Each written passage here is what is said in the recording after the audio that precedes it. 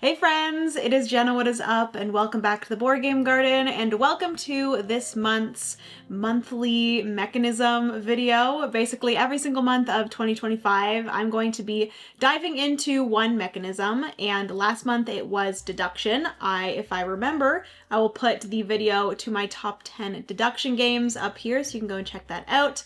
But this month, I'm going to be doing my top 10 trick-taking games. And over on Discord, on our solo focus channel over there, basically this is a way for us to focus on a specific type of game for an entire month. I've done this in the past with my solo focus challenges, where last year we did one word prompts, and then the year before that we actually focused on a specific game each month. So 2025 is the year of mechanisms, and I did a video a while ago of my top 12 favorite mechanisms, and so we're putting those 12 mechanisms into 12 different months of the year, and today we are counting down my top 10 favorite current trick-taking games. I will say right now, trick-taking is one of the mechanisms that I have recently fallen in love with, and I am kind of still on the journey of discovering more and more trick-taking games. There are so many trick-taking games out there, and these here are my top 10 currently, but as I play more, I'm sure that this top 10 is going to change. But yes, currently right now, these are my top 10, and if you guys are wanting to see all of those, then just keep on watching. Give this video a big thumbs up if you enjoy. Also, hit that subscribe button down below if you've yet to do so. We'd love to have you here in the garden. Comment down below any of your favorite trick-taking games. I would love to hear all about those down below in the comment section. Anyways, without further ado, let's get into my top 10 favorite trick-taking games, shall we? All right, so we are starting off with number 10. So this is a recent trick-taking game that I was introduced to. I think I got this kind of mid to late last year, and I have fallen in love with this game. It is so cute. I play this a lot solo, so you will know that this is a trick-taking game that you can play solo, which is awesome. But my number 10 favorite trick-taking game is Park Life. So this is, or there are two different versions of Park Life. You have Park Life People, and you also have Park Life Hedgehog.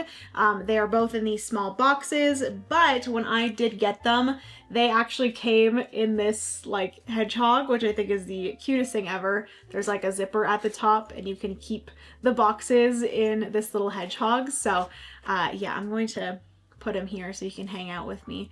But basically, Park Life is a trick-taking game that has this really cool kind of spin on trick-taking, where basically you are going to win a trick if you play the lowest number. But if you do win a trick, the lowest number, or the number that you play into the trick that is the lowest number, is going to have a certain amount of cards that you then have to discard from your hand. So it's this very cool kind of trying to play out tricks and hold on to cards for as long as possible and discard the cards that you think won't benefit you in any ways. And then also, if you win a trick but you don't have the certain amount of cards. So for example, if I had 3 cards in my hand and I played a card out that I needed to discard 4 cards, but I only had 2 cards in my hand, you can actually do that. You could play that out, and then you would just have to discard whatever you had in your hand. And then basically the number that I've played out, so for example, let's just say I played out a 10. It required me to discard 4 cards, but I only had 2 left, so I discarded those. I would then win that card that I played into the trick. The rest of them would be discarded. And then I would get victory points based off of the number on that card. So it's this very interesting puzzle of playing cards out, but you want to play higher cards because those will get you more victory points if you do win the trick with them, but they also do make you discard more cards, and then also lowest number wins in a trick. So most of the time, if you're playing a higher card, you're not going to be able to win, but if you're able to play out your cards in a certain way, then you can end up winning. So I think it's really cool. The solo version of the game is very fun, where you are playing 2 open hands, and basically each round you are trying to get to both hands to win an equal amount of cards or points. So I think the first round you're trying to get them both to win 10 victory points, if I remember correctly, and then the next round is 12, and then I think the round after that is like 15 or something like that. But yes, very fun little game. I actually haven't played Park Life People yet, but it adds in a few additional cards that get you victory points in different ways, and it also adds in wild cards as well. Hedgehog is a little bit more of a straightforward game, and then People has those additional things that are added. So yes, that is my number 10 favorite trick-taking game, Park Life. Moving on to my number 9. So this is a trick-taking game that I've only played twice, and I can already tell that the more that I get the chance to play this game, the higher it's going to go on my list of my favorite trick-taking games. I've just only played it twice, so it's not higher on this list. But this is also a game that I just recently got a physical copy of, and I do quickly want to take a chance now to shout out Johnny. Huge thank you to Johnny, because he did send me a physical copy of this game, which I feel like is pretty difficult to find, so I don't know how he found it, but I do want to shout out Johnny as well as what Johnny does. So basically, Johnny is the creator of a market, a game market in San Jose, California that is called Game Market West. You guys might see that name in comments and stuff because Johnny is a fan of the channel, and he actually reached out and asked if I would be willing to give a shout out to his game market. So we are doing that now, and I do want to just let you guys know about it because I feel like it is a really good thing to have happen, because the focus for Game Market West is to have independent designers and game creators have a market to go to be able to show off and actually sell their games. They have small print runs of their games that they have created that don't necessarily have the means to get their game out there, and it's just a great place for smaller, like I said, creators to be able to feature their games and have their games seen, which I really do want to try to start featuring more like independent games and independent designers here on the channel, because I really do love that people are following their passions and creating these games that may be really, really good and you just haven't discovered them yet. So I do love what Johnny is doing. So yes, I did want to give a huge shout out to Game Market West and Johnny. I will have a link to their website down in the description box if you guys want to go and check that out. Like I said, they do have game markets, I think twice a year. They had one back in the fall of 2024, and then they have one coming up actually on March 23rd. So if you guys are in the San Jose, California area and you're free on March 23rd, I definitely recommend checking out the Game Market West. It is free entry, and it's just going to be a market of all of these independent designers and game creators showcasing their games. So definitely recommend checking it out. Huge thank you to Johnny. He actually sent over the game that I'm going to talk about, as well as his own game, which I wanted to show you guys because it's adorable. That is called Golfer, which is a golfing gopher trick-taking game. Can we just talk about how cute this art is? I am very excited to play this one. I haven't had a chance to play it yet, but that is the one that he sent over. And then he also sent over this game right here, which is Oshi, the Food Stall Clash. So I am so excited to play this game. Look at the art in this game. It is absolutely adorable. There are the cutest little critters, and they are running these little stalls that are selling a bunch of Japanese food. And if you guys do not know, oishi is delicious or yum in Japanese, and I just think it's the cutest thing. It says a delightful card-based tabletop game for lovers of Japanese cuisine and kawaii charm. I'm very excited to play this one. I'm very excited to play both of these. So huge shout out, Johnny. Thank you so much for sending those over. Both of those, like I said, are from small independent designers and game creators. So very excited to feature those on the channel.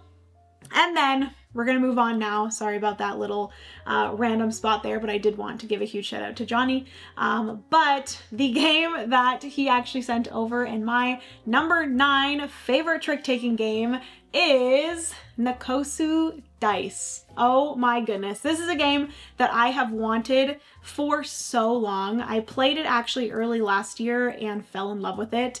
It is a fantastic trick-taking game, and I've played it once since I've gotten this physical copy, and it is a very interesting trick-taking game because you are both playing out cards, or you can also decide to play out a die. And the dice that you have, you are going to be drafting at the beginning of the game. You're going to roll a bunch of dice into the middle, and then players are going to be drafting dice that they're going to have in their own little pool of dice that they can use during tricks. So you can decide to either play a card from your hand or a dice from your pool of dice. And the number and the color is going to work just like a card. So I could play out a purple 6 die, and that's going to be just like it would be a purple 6 card. So you're gonna be playing out those. Basically, you're gonna play out tricks just like normal, highest number wins. But the really cool thing about this game that I love is after you're finished drafting all of the dice at the beginning of a round, there's going to be one die left that is going to determine both the number trump as well as the color trump. So whatever color the die is, that's going to be the colored suit that is going to be trump, but then also the number of die that it is going to determine a number suit. So if it's a 5, all 5s are going to be considered trump as well. And whatever color that die is, so let's just say it's a yellow 5, a yellow 5 is just going to be the best card that you could possibly play. And then there is some like more slightly complicated rules when it comes to what is trump with the numbers and the colors, but oh, such a cool mechanism that I absolutely love. And then additionally, at the end of the round, whatever die you have left over, that is going to be my prediction of how many tricks I would have won by the end. So you're kind of, as the game goes on, you're playing out dice and trying to keep the ones that you think you might win the same amount of tricks for, and I just think it is such a cool game. So yes, that is my number 9 trick-taking game. That is Nikosu Dice. All right, moving on to number 8. This is another trick-taking game that I haven't played as many times, and that's why it is a little bit lower here on the list. But I can already tell that this game is going to be one of my favorite trick-taking games. It is a fantastic trick-taking game. It takes a little bit longer than a lot of the games here on the table, but I do think the gameplay is well worth it. And the game that I'm talking about in my number 8 favorite trick-taking game currently is Fishing. So this is a trick-taking game by Friedman Freeze, and I feel like Friedman always has some really, really cool, very unique mechanisms when it comes to games, and him, you know, creating a trick-taking game, I just knew that it was going to be really cool and really unique. So Fishing is, I've said this many times, it's kind of like a little bit of a, it's not really deck building because you don't get to choose the cards that you're placing into your hand, but it's this really cool kind of puzzle of the more cards that you win in tricks, all of the cards that you win are going to go into a pile, and you're going to get victory points for those, so you do want to win the tricks. But then that pile of cards that you've won actually gets shuffled, and those are going to be the cards that you pick up for the next round. But obviously there's going to be a certain hand, like how many cards you're going to start with for the next round. So for example, it might be 10 cards. So if you don't win 10 cards or more that you can pick up from, you are going to actually get the remaining cards that you need from a kind of ever evolving deck, not really ever evolving, but like upgraded deck, I guess, that gives you better cards. So it's this really cool kind of back and forth of, do I want to win a lot of tricks in order to get victory points, but then not have very good cards for the next round? Or do I want to not win so many tricks this round and not have very many cards to pick up for the next round so that the remaining cards that I pick up are really good upgraded cards that are going to get me a lot of tricks in that following round? So I really love that kind of puzzle and back and forth of this game. Fishing is a fantastic trick-taking game, and it is a lot of fun. Like I said, it takes a little bit longer. I played it at the like maximum 5-player count, and it was a little bit long, but I still really enjoyed the game. So yeah, that is why Fishing is my number 8. All right, so number 7 is a fantastic trick-taking game. Honestly, all of the games in this top 10 are absolutely fantastic, and I had such a hard time like ranking them, so just know they're all very close when it comes to my favorite, but I did decide on a ranking. But my number 7 is a newer trick-taking game that I think just recently, it didn't come out last year, but there was a like reprinting or deluxe edition that came out last year, and that game is Rebel Princess. This is specifically the deluxe edition from Bezier Games, but Rebel Princess is such a fantastic trick-taking game that really just gives you so many different kind of ways to play a trick-taking game, because basically in this game you're going to have a different rule that is introduced every single round. Each round is going to be you playing out all of the cards in your hand, and you're going to be playing through 5 rounds. And basically you're going to have a princess. Everyone's going to have an individual princess that's going to give them special abilities. And then we're going to be playing tricks, and you are trying to avoid proposals from princes. There's going to be prince cards that are going to be played into tricks.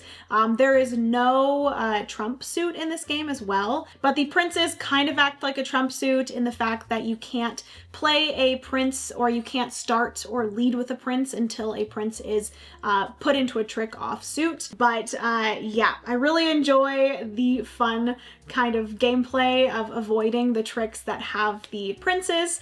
Obviously you can't avoid them at all times. You might just be stuck with some of those princes, sadly, but it's very fun. The different kind of rules add completely different things to every single round. There are so many different rule cards that you can use each game, so each game feels completely different, and I absolutely love the art in this game. I love the feel of this game, and just the tension of this game is just so much fun, and it's very, very enjoyable. So that is why Rebel Princess is my number 7. Moving on to number 6. So this is probably the heaviest trick-taking game out of all of these games, and this game I've played a few times, and again, this is one that I feel like would be higher up on my list if I've played it more, but it is really difficult to get to the table because it is such a heavy trick-taking game. But the game that I'm talking about is King's Trick Takers. So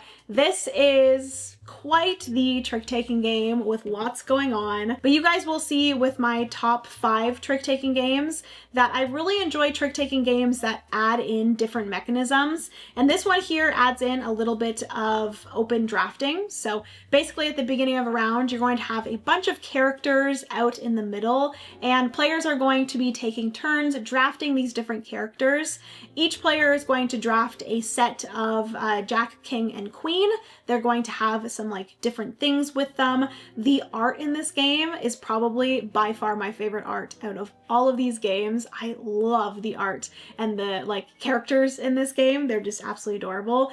But basically you're going to draft your Jack, King, Queen, and then you're going to draft 3 different characters for the first round, the second round, and the third round. And each round you're going to have different characters, and you might draft certain characters for different reasons based off of your hand of cards. And each character is going to give you maybe some end of round kind of scoring that you're going to be going for, or some ongoing abilities, or different things that you are going to be able to do at the beginning of the round, so on and so forth. And basically you're going to choose one of those 3 characters to flip over so you don't get their ability. But when you do flip them over, each of the characters is going to have a different prediction of how many tricks you're going to win, so you're going to choose which one you want to flip over based off of the like hand of cards that you have. And I'm not going to go into everything, but each character is going to like do something different and make you want to win tricks in different ways. And then also your Jack, King, and Queen can do different things as well. So it's a very, very like heavy trick-taking game. But yes, I absolutely love the way that this game looks. I love the way that it feels and plays, and I cannot wait to play this one more and see how high on the list it gets. So that is my number 6 favorite trick-taking game, King's Trick Takers. Also, I will mention that there is a version of that game called just Trick Takers, which I've heard some amazing things about as well. Trick Takers came before King's Trick Takers, and I believe it's slightly more simple than King's Trick Takers, so I really would eventually love to try that one out as well. All right, friends, so we are moving on to my top 5 favorite trick-taking games. Starting with number 5, which number 5 is a cooperative trick-taking game that I'm sure a lot of people know and love as well. But my number 5 is The Crew, specifically The Crew Mission Deep Sea, which I had the other version, which was the like Planet 9 one, which I did sell that one and just keep Mission Deep Sea because I just prefer Mission Deep Sea over the other one. I think it's because of like the goals and just the way that the goals work in this game. I just really like that. So The Crew Mission Deep Sea is a cooperative trick-taking game where basically each player, or maybe one player, 2 players, depending on how many players are playing, but they're going to have specific goals that are needing to happen with this trick-taking. So it is a very basic trick-taking game where someone's going to lead a suit, you must follow that suit, and then the highest number is going to win. Additionally, there are these like submarine cards that are black that are going to be the trump cards. There's numbers 1 to 4, and those ones are the trump, like I said. So those are always going to win over the other suits. But the interesting part of this game is that you are not playing against each other and you're not trying to like win tricks. You are basically just trying to complete these different goals. So one person might have a goal to win the pink 5. So you have to try to figure out a way. Obviously you are working together, but you can't talk about what is in your hand. And you're just trying to figure out a way to play out your cards in order for you to achieve these different goals. And in the game, there is a campaign they're going to be going through, and each of the different like missions, I guess, or scenarios, you're going to be dealing out different quests and or goals, and you're going to be trying to get through all of the missions successfully as a group. So yes, The Crew Mission Deep Sea is absolutely fantastic. But also I do want to quickly mention before I finish up with this that there is another game that just recently came out that I have been loving as well, and it has some similarities to The Crew, but it is a different theme. But the game that I'm talking about is the Lord of the Rings Fellowship of the Ring trick-taking game. So I will probably say right now that I have a feeling that this game is probably going to take the spot of this game for me, specifically because you can play the Fellowship of the Ring trick-taking game as a solo trick-taking game, which I absolutely love. I have heard that there is a solo mode for The Crew, like a fan-made solo mode, so I would love to try that out. And additionally, I would also love to try the basic way that the solo mode works in the Fellowship of the Ring trick-taking game with The Crew, because I feel like it could work. Like in my head, it sounds like it could work. So that is something that I wanted to try before the end of this month, but I just wasn't able to. So yeah, something I'm going to try in the future, but just know both of these are kind of in the number 5 spot, but I do have a feeling that this is going to take over this eventually, but they're both fantastic games, and I feel like there still is room for both of them, whether you like cooperative trick-taking games that have a theme of, you know, underwater, that sort of thing, or The Lord of the Rings. So yes, that is my number 5, both The Crew Mission Deep Sea as well as The Lord of the Rings The Fellowship of the Ring trick-taking game.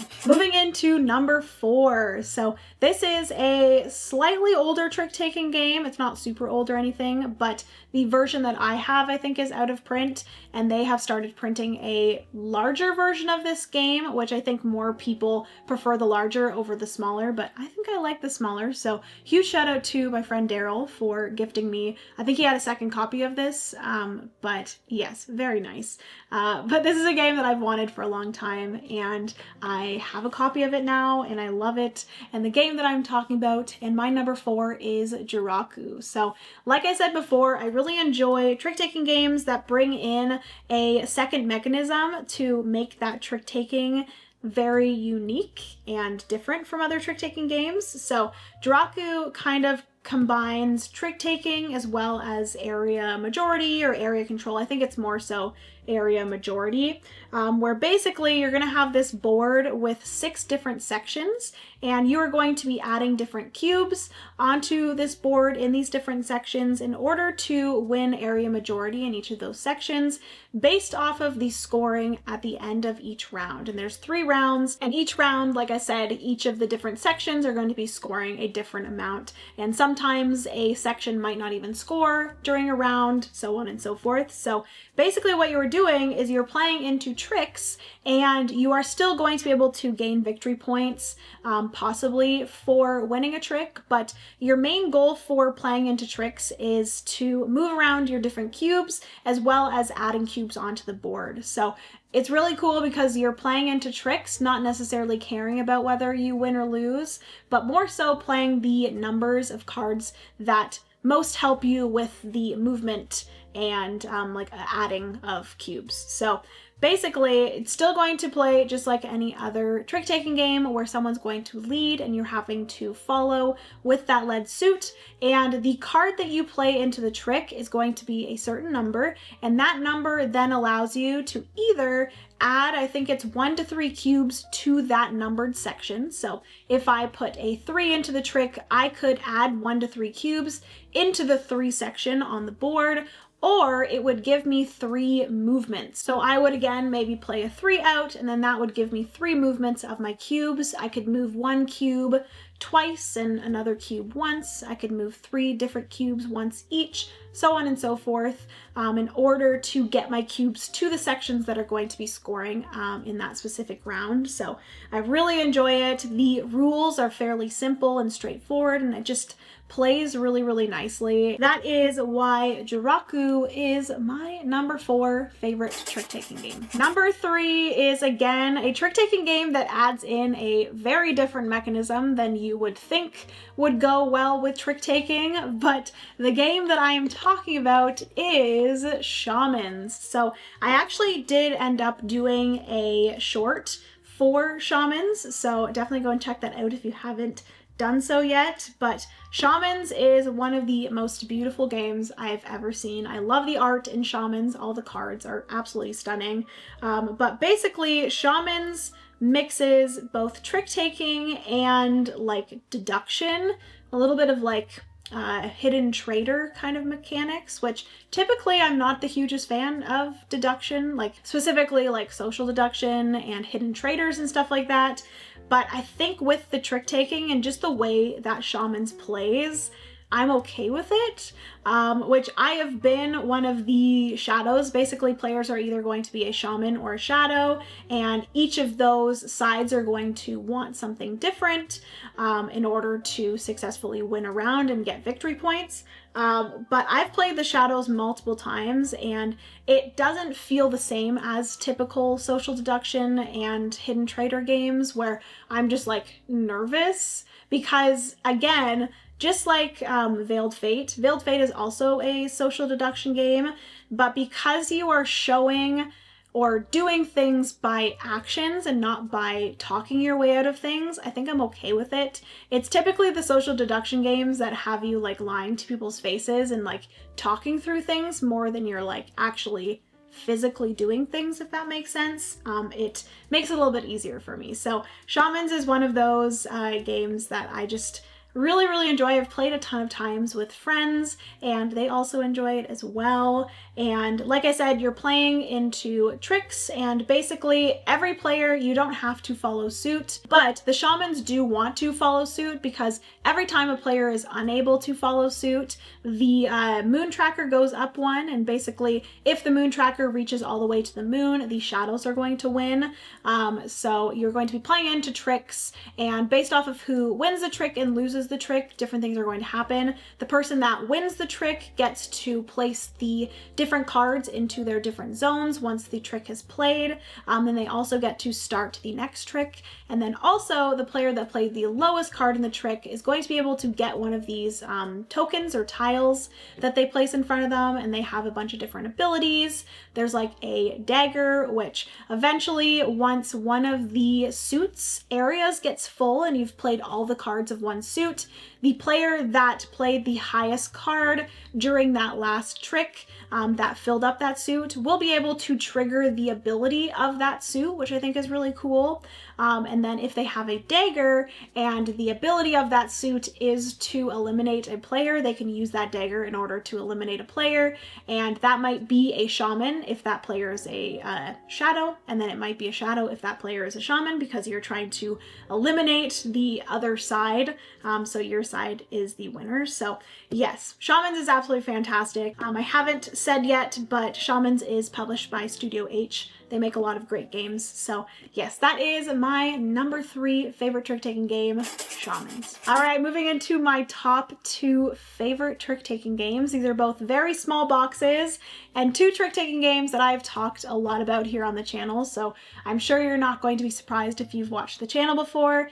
But my number 2 favorite trick-taking game is a solo-only trick-taking game, and that is For Northwood. So this is, like I said, a solo-only trick-taking game, which I think is just such a cool concept, and I love that there's more solo trick-taking games coming out. So as of right now, I have For Northwood that I can play solo, and then also Park Life can be played solo, which I love, and then also, like I said before, the Fellowship of the Ring trick-taking game can be played solo. There are a few other solo trick-taking games out there that I really want to try, but if you guys do have any other recommendations for solo trick-taking games or trick-taking games that can be played solo, please let me know down in the comments. But For Northwood is a solo trick-taking game where basically you are going to have a line of these different heroes that you are trying to convince to fight for you for Northwood. And each of these different heroes, if you decide to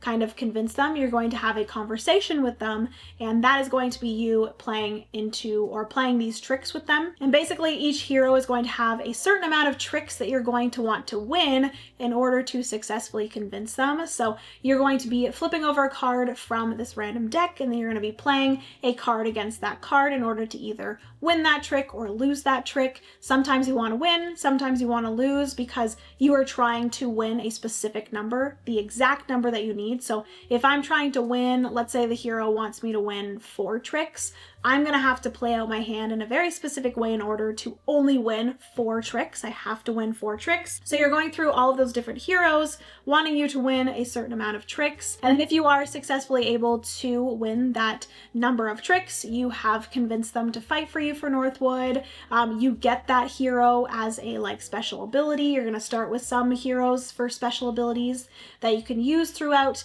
a conversation or a round in order to help you mitigate your hand and mitigate the cards in order for you to get to that specific number.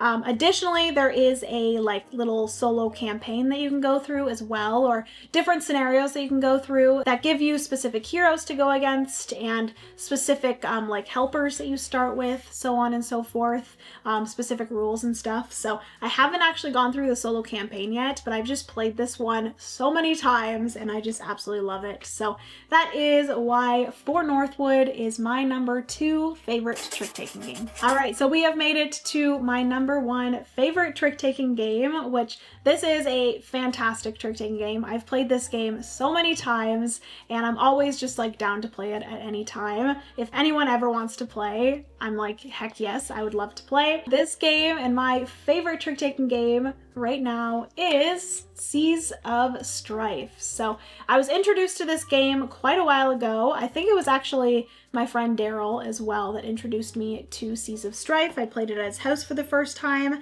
and right after we were finished playing this game, I was like, I need to find myself a copy of Seas of Strife because I really enjoyed it. And then I don't know if I was the one that introduced it to my other friend group or if someone else had it or something, but we ended up playing it a lot with another friend group, and we ended up kind of having a funny story with this, that it kind of helped us come up with our friend group name, which is Boats and Bitches, as you can see here. And we always, whenever we played Seas of Strife, we always sang the one I'm on a boat song. If you know, you know.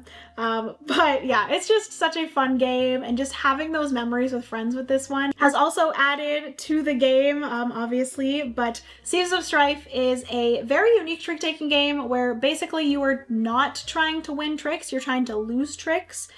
Basically every trick that you win is going to be a negative point, and I think it plays until one player has reached 14 or 15 negative points, so they have won 14 or 15 tricks. And it is going to work just like any other trick-taking game, where one player is going to start with a lead suit, and players are going to have to follow with that suit. If they are unable to follow with that suit, they can play any other suit that they would like. But then the players then after that player that wasn't able to follow suit now has the two different suits that they can follow with. So whatever is on the table is what you're going to be able to follow with. So if it's your turn and 3 players have played 3 different suits because they were unable to follow, then you then have choice of those 3 different suits to play into a trick. And basically once everyone has played into the trick, you're going to count how many cards of each suit is in that trick, and then whatever suit has the most cards played into that trick